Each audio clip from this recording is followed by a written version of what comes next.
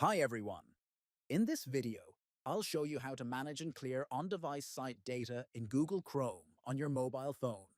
This includes checking which websites are storing data locally and how to remove it safely.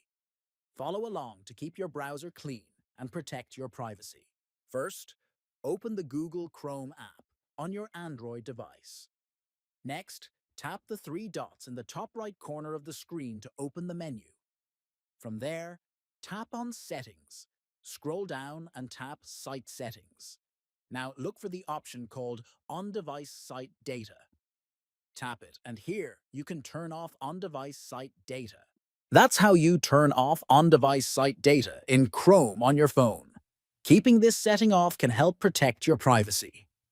If you found this video helpful, please like, share, and subscribe for more simple tech tips.